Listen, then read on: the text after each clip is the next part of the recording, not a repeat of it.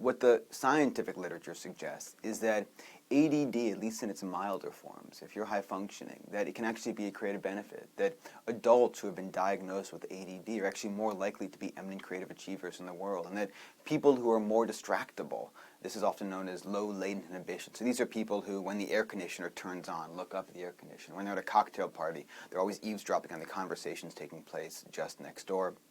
That although we see distractibility as a bad thing, if you're distractible and you can't focus, that these studies suggest that undergrads, it's a study done by researchers at Harvard and the University of Toronto, that undergrads who are more distractible go on to become 7 times more likely to be eminent creative achievers. So they do real stuff in the real world. And that's because when you're distractible, sometimes it gets in the way of your work. Sometimes it makes you less productive. But often it involves drawing unexpected information from over here and bringing it to this task right here. And most of the time, that combination, that won't work out. That'll be a waste of time.